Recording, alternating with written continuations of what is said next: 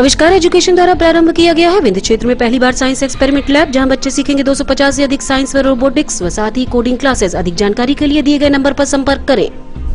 नमस्कार, रीवा 24 के आज के अंक में आपका स्वागत है। डालते हैं एक नजर आज की प्रमुख खबरों पर। विधानसभा अध्यक्ष के पुत्र राहुल गौतम ने जिला पंचायत सदस्य के लिए किया नामांकन दाखिल। पूर्व मंत्री कमलेश्वर पटेल ने नई पंचायती राज चुनाव प्रणाली को बताया असंवैधानिक। मार्टिन स्कूल के छात्रों को एसडीआरएफ की टीम ने प्राकृतिक आपदाओं से निपटने किया प्रशिक्षण और पंचायत चुनाव प्रशिक्षण कार्यक्रम किया गया शुरू। इन खबरों को आगे हम विस्तार से देखेंगे।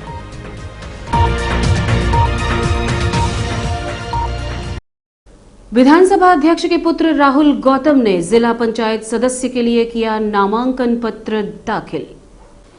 विधानसभा अध्यक्ष मध्य प्रदेश शासन गिरीश गौतम के पुत्र राहुल गौतम गाजे बाजे के साथ कलेक्ट्रेट कार्यालय अपने समर्थकों के साथ पहुंचकर देवतालाब वार्ड क्रमांक 27 से जिला पंचायत सदस्य हेतु नामांकन पत्र दाखिल किया है। इस दौरान समर्थकों ने गिरीश गौतम व राहुल गौतम जिंदाबाद के नारे लगाए। ये दौड़ जिला पंचायत सदस्य से जिला पंचायत अध्यक्ष तक पहुंचने के कयास लगाए जा रहे हैं। वहीं उन्हीं के परिवार के सदस्य द्वारा उनके विपक्ष में चुनाव लड़ने हेतु नामांकन दाखिल किए जाने की खबर भी सूत्रों से मिली है। हालांकि इस संबंध में उन्होंने कुछ भी बोलने से इनकार कर दिया है। साथ ही कुछ दिन पूर्व वायरल ऑडियो का इस चुनाव में असर को लेकर बात करने पर उन्होंने क्या वायरल ऑडियो इनका नहीं था, जिसका स्पष्टीकरण भी पूर्व ने दिया जा चुका है। उससे चुनाव के कोई फर्क नहीं पड़ेगा। उन्होंने रामायण की चौपाई सो सब तब प्रताप रघुराई नाथ न कुछ मोरी प्रभुताई, यानी कि किस्मत में जो है वो मिलेगा ही। आगे उन्होंने कहा कि विधानसभा अध्यक्ष की विधानसभा देवतालाब में चौकीदारी करना चाहता हूं और लोक कल्याण की दिशा में कार्य करते हुए पंडित दीनदयाल उपाध्याय के सपनों को साकार करते हुए स्वरूप देने हेतु पद आवश्यक है। इसलिए आज के समय में प्रजातंत्र में कोई घर से काम नहीं कर सकता। पद आवश्यक है, तभी जनता की सेवा का मौका मिलेगा। आप खुद सुनिए राहुल गौतम ने मीडिया से बात करते हुए क्या कहा। लोक कल्याण का काम और प्राथमिकता के आधार पर हमारे विधानसभा देवतालाब के भीतर पहुंच सके, ज़्यादा से ज़्यादा पंडित दीनदयाल उपाध्याय जी की जो हमारी योजना थी वो योजना को मूर्त रूप देने के लिए मैं 27 बार से मैंने फार्म भरा। अभी ये दौड़ कहाँ जिला पंचायत अध्यक्ष में खत्म होगी जाके, ऐसा कुछ पार्टी के ऊपर है और मैंने अपने कर्तव्य का पालन करते हुए जनता के लिए लोक कल्याण का काम के लिए मैंने पर्चा भर दिया। परिवार के भाई ने भी नामांकन दाखिल किया। इस पर मैं कोई टिप्पणी नहीं करना चाहता हूं और मैं भारतीय जनता पार्टी से मैंने प्रत्याशी के रूप में पर्चा भरा। जी, में आपका एक ऑडियो वायरल हुआ था, वो चुनाव में काफी असर डालने वाला है। उसका खंडन भी मैं उसका मैंने अपना आपको स्पष्टीकरण दे दिया था। राजनीतिक रूप से चूंकि स्वाभाविक तौर पर एक जलन की प्रक्रिया होती है और उस पर मैं बृहद रूप से नहीं जाना चाहता, वो जलन है। ऑडियो आप ही था कि नहीं, मेरा नहीं। क्या मानते हैं जनता को किस तरह का सपोर्ट मिलेगा? अभी जीत मिलेगी, कितना आश्वस्त है? मेरे फेसबुक और मेरे सोशल मीडिया में अभी जो भीड़ का जो रुझान है, तो शायद मध्य प्रदेश का पहला जिला पंचायत का प्रस्तावित उम्मीदवार हूं, जिसके लिए जनता 1000 और 1500 की संख्या पर खड़ी होकर के इंतजार करती है और वहां मैं पहला उम्मीदवार शायद हूं जो माइक से भाषण दे रहा हूं 2000 लोगों के बीच। जो लक्ष्य लेके आप जा रहे हैं, तो क्या है जिला पंचायत अध्यक्ष? ये ऐसा मेरा कोई उद्देश्य नहीं है। रामायण में एक चौपाई है, सो सब तब प्रताप रघुराई नाथ न कछ मोर प्रभुताई। किस्मत में जो लिखा होगा वो उसको मिलना तय है। लेकिन प्रथम उद्देश्य माननीय विधानसभा अध्यक्ष सम्मानित श्री गिरीश गौतम जी के विधानसभा देवतालाब में चौकीदारी करने का मेरा उद्देश्य है और वहां लोक कल्याण का काम हो सके। प्राथमिकता के आधार पर सर्व सुविधा संपन्न हमारा देवतालाब विधानसभा क्षेत्र, साथ में ही 27 वार्ड हो सके, इसलिए 27 वार्ड हो सके, इसलिए मैं वहां पर मैंने अपनी उम्मीदवारी पेश की। और प्रजातंत्र में अपने घर से कोई लोक कल्याण नहीं कर सकता है, उसको पद पर आना रहता ही है, इसलिए वो जा करके कर सकते हैं। कौन से ऐसे प्रमुख काम है जो अभी भी बचे हुए हैं? कई ऐसी चीजें हैं, जैसे कई सड़कें हैं जिन सड़कों को अभी उसमें डामरीकरण होना आवश्यक है। पानी की टंकियों की, पेयजल की समस्या, कई ऐसे एक प्रमुख उद्देश्य हमारा रहेगा। यदि हमको जनता का आशीर्वाद मिलता है तो हमारा प्रमुख उद्देश्य रहेगा कि अभी भी निराश्रित पेंशन, वृद्धा पेंशन, खास तौर पर से विधवा संपूर्ण विकलांगता, ये ऐसे ऐसे जब गांवों के भीतर जब आप चलें तो आपको ये दिखाई देगा वहां की गांव के भीतर ऐसे ऐसे विकलांग बच्चे हैं जो संपूर्ण विकलांग हैं और उनको ट्राई साइकिल की उपलब्धता नहीं है, वो पेंशन नहीं पा रहे हैं। ऐसी राहुल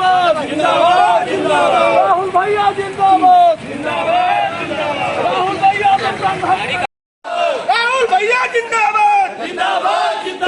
राहुल भैया पूर्व मंत्री कमलेश्वर पटेल एक दिवसीय प्रवास पर रीवा पहुंचे। नई पंचायती राज चुनाव प्रणाली को कहा असंवैधानिक। पूर्व मंत्री कमलेश्वर पटेल एक दिवसीय प्रवास पर रीवा पहुंचे, जहां मीडिया द्वारा पंचायत चुनाव को लेकर बात की गई तो उन्होंने कहा कि नई पंचायती राज चुनाव प्रणाली असंवैधानिक है। उन्होंने कहा कि हमारी सरकार द्वारा पंचायतों का परिसीमन करवाया गया था, जिसे सरकार ने नहीं माना गया और पंचायत चुनाव आरक्षण में बिना रोटेशन और परिसीमन नहीं कराया गया और नया अध्यादेश लाकर चुनाव कराए जा रहे हैं, जो कि दुर्भाग्यपूर्ण है। उचित नियम व प्रक्रिया से ही चुनाव होना चाहिए, लेकिन वर्तमान सरकार मनमानी में उतारू है। इस दौरान और भी बहुत कुछ कहा भाजपा को लेकर पूर्व मंत्री कमलेश्वर पटेल ने। आप खुद सुनिए उन्हीं की जुबानी। पंचायत चुनाव होना चाहिए और इसके लिए हमारी सरकार जब थी तो हमने परिसीमन भी कराया। जो बड़ी पंचायतें थी क्षेत्रफल के दृष्टिकोण से लोगों की सुविधा को देखते हुए परिसीमन भी कराया। कई पंचायतें डूब में आ गई थी, कई पंचायतें नगर निगम सीमा या नगर पंचायत नगर पालिका में आ गई थी, कुछ जगह नया जिला बना था। इस तरह से परिसीमन भी कराया, रोटेशन में आरक्षण भी कराया था और बड़े विधिवत निष्पक्ष भाव से सारी कार्रवाई हुई थी। तो बड़े दुर्भाग्य की बात है कि भारतीय जनता पार्टी के नेता सरकार जो संविधान को मानते नहीं। सच बात तो ये है कि संवैधानिक व्यवस्था है, 73वां 74वां संशोधन विधेयक लाके हमारे नेता आदरणीय राजीव गांधी जी ने इसको विधिवत अधिकार देके और निर्वाचन करवाया था।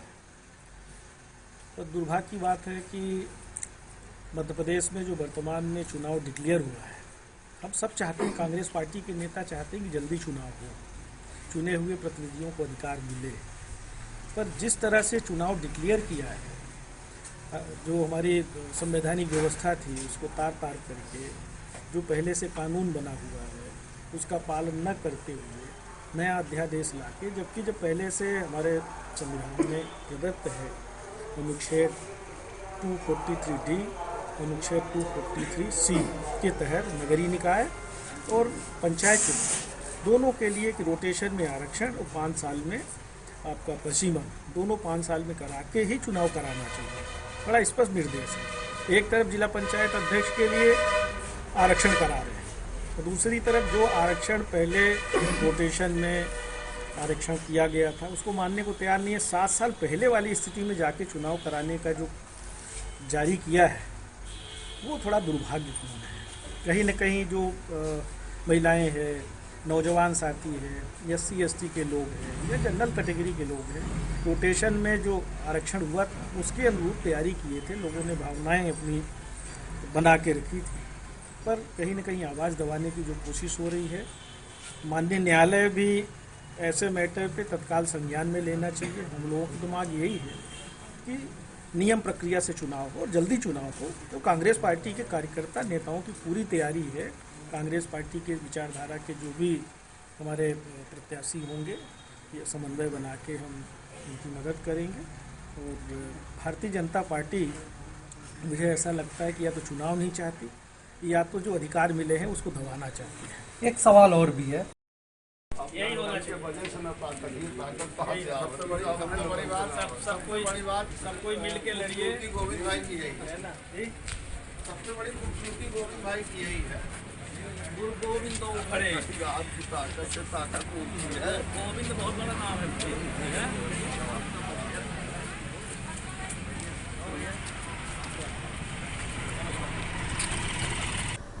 मार्तन क्रमांक 1 के छात्रों को प्राकृतिक आपदाओं से निपटने SDRF की टीम द्वारा दिया गया प्रशिक्षण।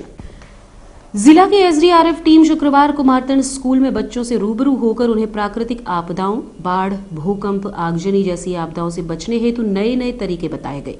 इस कार्यक्रम में स्कूल के बच्चों ने बढ़ चढ़कर हिस्सा लिया। वहीं स्कूल के शिक्षक भी वर्तमान कार्यक्रम में मौजूद रहे। कार्यक्रम के दौरान ये भी बताया गया कि यदि कोई व्यक्ति कुएं में गिर जाता है तो रेस्क्यू टीम के पहुंचने के पहले उसे रस्से के माध्यम से अकेला व्यक्ति कैसे निकाल सकता है। साथ ही तैराकी, सड़क दुर्घटना आदि के विषय में भी छात्रों को प्रशिक्षित किया गया। इस कार्यक्रम के दौरान SDRF commandant Ajay Singh, platoon commander Pushpendra Singh, हवलदार लालता प्रसाद, शंभू पांडे, विनीत शुक्ला सहित स्कूल के छात्र व शिक्षक गण मौजूद रहे। आज school Martand school excellence school क्रमांक 1 में आपदा प्रबंधन की ट्रेनिंग दी गई है। बच्चों को सिखलाई दी गई है कि आपदा में किस प्रकार के संसाधनों का उपयोग किया जाता है और हर पल आपदा का कोई समय निर्धारित नहीं रहता। घर में भी रहते हैं तो आपदा घटना घट जाती है, बाहर भी निकलते हैं तो घटना घट जाती है। तो इस संबंध में छोटी छोटी बातों की जानकारी उनको दिखलाई गई है और क्या क्या संसाधन उपयोग में लाए जाते हैं उनको बतलाया गया है चला करके और अब प्रैक्टिकल करा करके बच्चों को सिखलाई दी गई है। कुएं वगैरह में जैसे गांव में गिर जाते हैं, गांव में लोग टीम देर से पहुंचती, तो उसके लिए हम तत्कालिक उपस्थिति में गांव में जो रस्से वगैरह रहते हैं उसके द्वारा चेयर नाट के माध्यम से और गठान लगा करके कैसे व्यक्ति को अकेले व्यक्ति निकाल सकता है, इस संबंध में बच्चों को जानकारी दी गई है। ऐसे कार्यक्रम कब तक चलते रहेंगे? ऐसा है कि स्कूलों के द्वारा डिमांड आती है, हम लोग स्कूलों में ट्रेनिंग देते हैं और समय समय पर हम लोग ट्रेनिंग स्वयं चलाते रहते हैं इस तरह की। जैसे अभी हाल ही में छतरपुर जिले के नगांव तहसील के ग्राम टोनी में बोरवेल में गिर गया। अब ये बोरवेल की घटनाएं जो घटती हैं गंभीर घटनाएं, किसान या जिस घर में बोरवेल है उस बोरवेल को कम से कम कवर करके रखना चाहिए जिससे कि छोटे बच्चे उसमें न जाएं। अनावश्यक घटनाएं दुर्घटनाएं घटती हैं, खेतों में भी खुले बोरवेल छोड़ देते हैं। इस संबंध में हमारा यही संदेश है कि हर व्यक्ति अगर खुला बोरवेल देखता है तो जिस व्यक्ति का है उसको सचेत करें और उसमें बोरा फट्टी लगा करके ऊपर से कवर्ड करें या उसका जो कवर आता है स्टील का उसको बकायदे लगवाएं जिससे कि इस तरह की दुर्घटनाएं नहीं घटना चाहिए। इसी तरह से आपदा प्रबंधन की ट्रेनिंग में तैराकी के संबंध में, सड़क दुर्घटना के संबंध में, आगजनी के संबंध में हम लोगों के द्वारा समय समय पर बच्चों को ट्रेनिंग दी जाती है जिससे कि जागरूकता बच्चों में आए।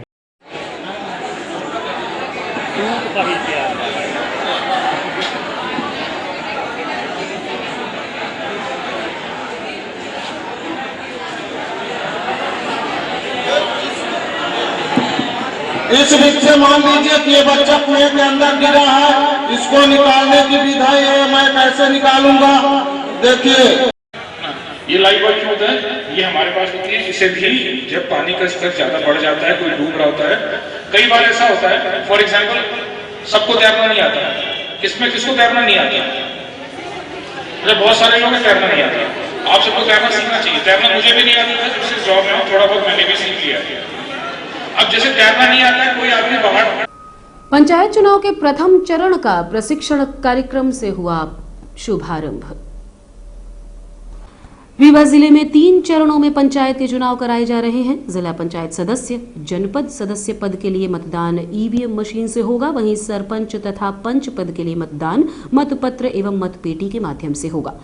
मतदान करवाने हेतु विकास खंडवार मतदान दलों का गठन किया गया है। मतदान दल में शामिल पीठासीन अधिकारी तथा मतदान अधिकारी क्रमांक 1 को प्रथम चरण का प्रशिक्षण कार्यक्रम आज यानी कि 17 तारीख से शुरू किया गया है, जो कि 21 दिसंबर तक कृष्णा राज कपूर ऑडिटोरियम में 2 पालियों में संचालित होगा। आज से शुरू हुए प्रशिक्षण कार्यक्रम में प्रत्येक पाली में 925 पीठासीन अधिकारी तथा मतदान अधिकारी प्रशिक्षण में शामिल हुए। इसके साथ जिला स्तरीय मास्टर ट्रेनर एवं विकासखंड स्तरीय मास्टर ट्रेनरों की उपस्थिति देखी गई, जिन्हें चुनाव प्रशिक्षण में ईवीएम के संचालन, मापतोल, टेंडर वोट, मतदान केंद्र की अंदर की व्यवस्थाओं, मतदान की जानकारी हर घंटे प्रेषित करने, मतपत्र लेखा तैयार करने, ईवीएम तथा मतपेटी की सीलिंग, मतगणना सहित अन्य चुनाव संबंधित प्रशिक्षण दिया गया। इस संबंध में संबंधित अधिकारी से बात की गई। नमस्कार, मैं डॉक्टर अमरजीत सिंह, नोडल अधिकारी पंचायत निर्वाचन 2021-22। मैं बताना चाहूँगा कि हमारे माननीय जिला निर्वाचन अधिकारी श्री टी इलैया राजा के निर्देशानुसार और उन्हीं के विजन के अनुरूप हमारे पीठासीन अधिकारी और मतदान दल अधिकारी 1 का प्रशिक्षण आज 10 बजे से प्रारंभ हुआ था। 2 सत्रों में है, एक 10 से 1 और दूसरा 2 से 5, तो ये दूसरे चरण का प्रशिक्षण चल रहा है और ये 22 तारीख तक चलेगा। इसमें हम छोटे छोटे वीडियो क्लिपिंग्स के माध्यम से, पावर पॉइंट के माध्यम से उनको ट्रेनिंग दे रहे हैं पूरे निर्वाचन प्रक्रिया की, मतदान प्रक्रिया की। और अंत में जो हमारा सेशन है वो हम इनसे इंटरैक्टिव सेशन हमारा होता है। हम कॉर्डलेस माइक आदरणीय जिला निर्वाचन अधिकारी महोदय ने हमें उपलब्ध कराया है, जो हम पीछे भेजते हैं और फिर वो जो सवाल करना चाहते हैं उनको हम आश्वस्त करते हैं, उसका जवाब देते हैं। और सबसे अच्छी बात है कि यहाँ एक अच्छी व्यवस्था बगल में हो गई है, बगल के हॉल में, जहाँ हम ईवीएम की हैंड्स ऑन ट्रेनिंग भी करा रहे हैं। तो आज के प्रशिक्षण का और 22 तारीख तक जो प्रशिक्षण हो रहा है उसका एक उद्देश्य ये है कि अभी हम क्लासरूम प्रशिक्षण भी करेंगे कॉलेजेज में, छोटे छोटे ग्रुप में, कि एक तरह से इनको हम तैयार कर दें और सारी महत्वपूर्ण जानकारी हम इनको शेयर कर दें। तो इसीलिए आज हम यहाँ उपस्थित हुए और हमारा प्रशिक्षण शांतिपूर्वक। और रुकेंगे छोटे से विराम के लिए। देखते रहिए रीवा 24 न्यूज। हड्डी जोड़ एवं रीढ़ रोग तथा स्त्री रोग एवं प्रसूति रोग का इलाज एक ही छत के नीचे। विघ्नहर्ता hospital and trauma centre, hotel landmark के पास, रतहरा, रीवा। डॉक्टर संतोष सोनी, पूर्व चिकित्सक, बॉम्बे हॉस्पिटल, मुंबई। हड्डी जोड़ एवं रीढ़ रोग विशेषज्ञ, छोटे चीरे एवं दूरबीन विधि द्वारा हाथ तथा पैर की हड्डियों का ऑपरेशन। गठियाबात, जटिल एवं बिगड़े हुए फ्रैक्चर का बेहतर इलाज करते हैं डॉक्टर संतोष सोनी। विघ्नहर्ता हॉस्पिटल ट्रॉमा सेंटर में ही स्त्री एवं प्रसूत रोग विशेषज्ञ डॉक्टर शैलजा सोनी भी उपलब्ध हैं, जिनकी देखरेख में नॉर्मल डिलीवरी, सिजेरियन ऑपरेशन एवं बच्चेदानी से संबंधित ऑपरेशन की बेहतर सुविधा। संतानहीन दंपत्ति तत्काल संपर्क करें। विघ्नहर्ता hospital and trauma centre, hotel landmark के पास, रतहरा, रीवा। सुविधाजनक एवं सफल इलाज हेतु आज ही संपर्क करें। विघ्नहर्ता hospital and trauma centre, hotel landmark के पास, रतहरा, रीवा। मोबाइल नंबर 7828781983 अथवा 8462956774 पर। यातायात व्यवस्था को पटरी में लाने एक बार फिर कलेक्टर, एसपी, निगम आयुक्त भारी पुलिस बल के साथ सड़क पर उतरे। रीवा के प्रमुख चौराहों में एक धोबिया टंकी चौराहा से अस्पताल गेट या कहीं अस्पताल चौराहा तक जाम की स्थिति हमेशा निर्मित रहती है, जिसका प्रमुख कारण है लोगों द्वारा दुकान का सामान रोड तक फैलाकर रखा जाता है। वहीं बेतरतीब तरीके से ठेला फुटपाथियों द्वारा अवैध अतिक्रमण आधी रोड तक करते हुए व्यापार करते हैं। बीती शाम Rewa collector doctor Ilaiya Raja T, SP Navneet Bhasin, निगम आयुक्त मृणाल मीणा ने धोबिया टंकी से अस्पताल चौराहे तक पैदल भ्रमण किया। इस दौरान भारी पुलिस बल की मौजूदगी भी देखी गई। इस दौरान लोगों को समझाइश देने के साथ साथ अतिक्रमणकर्ताओं के चालान काटने के साथ ही सामान की जब्ती भी की गई। ये कार्यवाही आगे भी निरंतर जारी रखने के संबंधितों को निर्देश दिए गए हैं। हम लोग एसपी और नगर निगम कमिश्नर और पुलिस नगर निगम सबकी जॉइंट टीम है, हम लोग बने हैं। इसमें हम लोग ने ये डिसीजन लिया है, सड़क सुरक्षा समिति में भी ये निर्णय लिया गया है कि कंटिन्यूसली मार्केट एरियाज में जनता का असुविधा ना हो, पब्लिक कन्वीनियंस के साथ दुकानदार अपने दुकानें चलाएंगे। इसको लेकर लगातार उनको समझाइश दी जा रही है। समझाइश के बाद भी मतलब कोई मान नहीं रहता, उसका जुर्माना करने के लिए भी कार्रवाई किया जा रहा है। उस तारतम पे आज भी सारे लोगों को किया है। इसके पहले भी हम लोग ने काफ़ी बार यहाँ कार्रवाई किए हैं। आज मतलब कुछ जब्ती भी हुई है। लगातार ट्रैफिक की ओर से स्टॉपर्स भी लगा के हम लोग बोल रहे हैं कि आप पब्लिक का इनकन्वीनियंस क्रिएट ना करो, पब्लिक का असुविधा ना हो, उस हिसाब से मतलब अपना अपना व्यापार करें। आज जस्ट SGMS का टोबिया टंकी का तिराहे पे हमने काम किए हैं और उसके साथ साथ हम लोग सिरमौर चौराहा भी लगातार कार्रवाई कर रहे हैं। नेक्स्ट 1 वीक कंटिन्यूसली हम लोग इस एरिया में, दोनों एरियाज़ में हम लोग काम करेंगे। हमने ये डिसीजन लिया कि मतलब वीकली बेसिस पे हम लोग इसको डेली बेसिस पे मॉनिटरिंग करेंगे। वीक के लिए मतलब पूरा 1-2 स्थान इस प्रकार का हम लोग सेलेक्ट करके काम करेंगे।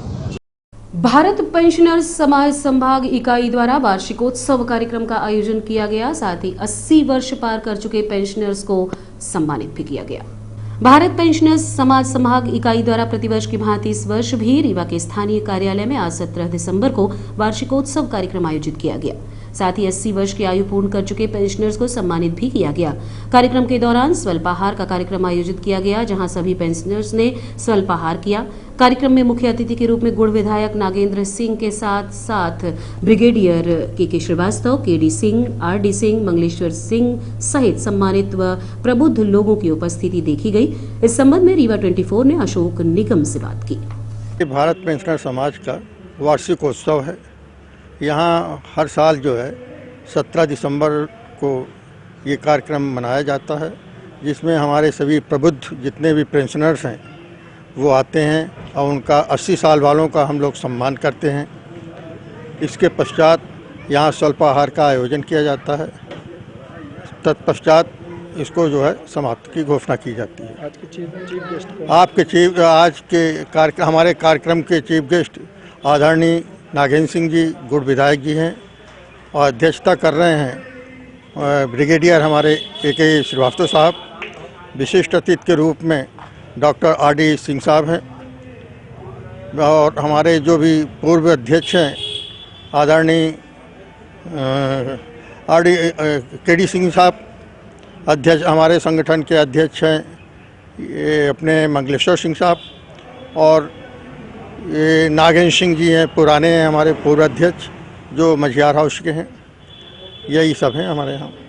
अनाज नापे कहे तो पूरा ही मन आपा गुरुआ मन ही और मानित है कि हमार मान सम्मान करते हैं, मानित है कि हमार मान सम्मान करते हैं। अरे गोड़ छुए का हो तो गोड़े पड़ा गुरुआ मन मानित है कि हमार मान सम्मान करते हैं। गोड़ छुए का हो तो गोड़े पड़ा गुरुआ मन तो नहीं सुहाई का दबौता कहेगा, खवाए की उपस दिया तो खबौता कहेगा। नहीं सुहाई तो दबौता कहेगा है और खवाए की उपस भी है तो खबौता कहेगा है। और बीर बीर कहते हैं कि हम तुम्हारे नाव, बीर बीर कहते हैं कि हम तुम्हारे नाव। अरे आवा चाहे ना बने बहुता कहेगा, अरे आवा चाहे। और रुकेंगे छोटे से विराम के लिए। देखते रहिए रीवा 24 न्यूज। अरे सुनते हैं जी, हमारी पिंकी का मेडिकल कॉलेज रीवा के लिए सिलेक्शन हुआ है। बहुत खुशी है। कितने लाड प्यार से पाला हमने बिटिया को, पर वो रहेगी कहाँ रीवा में? कोई सर्व सुविधा युक्त हॉस्टल है क्या? आपको तो जैसे कोई चिंता ही नहीं। मुझे चिंता भी है और मैंने ढूंढ भी लिया है। रीवा में चंद्रकला एसी गर्ल्स हॉस्टल खुल चुका है, जो कि पूरी तरह से वातानुकूलित है और घर के बाहर भी घर जैसा माहौल है और बहुत ही अच्छी जगह है, जहां हम अपनी बिटिया को दाखिला दिलवा देंगे। वो हॉस्टल का रूम बहुत ही सुविधाजनक है।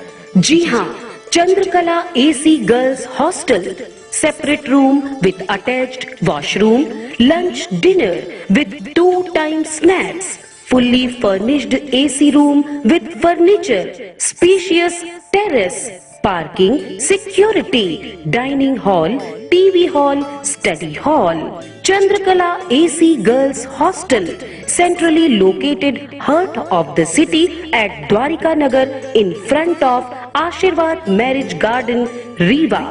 Our mobile numbers are 9937425500 and 9893249090. Our landline number is 07662251496.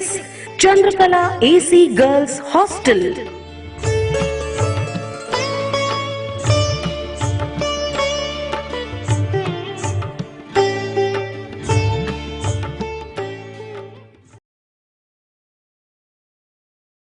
आत्मनिर्भर भारत के रोड मैप के तहत शासकीय आदर्श विज्ञान महाविद्यालय रीवा के रेड क्रॉस विंग के तत्वाधान में युवा संवाद का आयोजन किया गया। आत्मनिर्भर मध्य प्रदेश के रोड मैप के तहत युवा संवाद का आयोजन शासकीय आदर्श विज्ञान महाविद्यालय के रीवा के नवीन हॉल में मध्य प्रदेश शासन के निर्देशानुसार अधिकतम युवाओं को पशुपालन गतिविधियों से जोड़ने बाबत किया गया। युवा संवाद के माध्यम से पशुपालन क्षेत्र में युवाओं की सहभागिता हेतु 1 दिवसीय कार्यशाला का आयोजन किया गया, जिसमें मार्गदर्शक के रूप में डॉक्टर पी.के. श्रीवास्तव, प्राचार्य आदर्श विज्ञान महाविद्यालय एवं रेड क्रॉस विंग प्रभारी डॉक्टर उमेश पांडे रहे। महाविद्यालय की प्राध्यापिका doctor Aarti Saxena, doctor Vinita Kashyap, doctor Neelam Pandey, doctor Anita Tiwari, doctor S N. Shukla, doctor Ashok Mishra एवं विशेषज्ञ doctor Arunendra Shukla, doctor A B. Singh, doctor Y P. Singh, समस्त अधिकारी कर्मचारियों के साथ साथ महाविद्यालय के छात्र छात्रा अलका तिवारी, गुंजन पांडे, आशना पांडे, धीरेन्द्र कुमार नीरत सम्मिलित हुए। और अब चलने से पहले डालते हैं एक नजर आज की प्रमुख खबरों पर। विधानसभा अध्यक्ष के पुत्र राहुल गौतम ने जिला पंचायत सदस्य के लिए किया नामांकन दाखिल। पूर्व मंत्री कमलेश्वर पटेल ने नई पंचायती राज चुनाव प्रणाली को बताया असंवैधानिक। मार्टन स्कूल के छात्रों को एसडीआरएफ की टीम ने प्राकृतिक आपदाओं से निपटने दिया प्रशिक्षण और पंचायत चुनाव प्रशिक्षण कार्यक्रम का किया गया शुभारंभ। आज की खबरों में बस इतना ही। नई खबरों के साथ कल होंगे पुनः उपस्थित। अब दीजिए इजाजत। नमस्कार।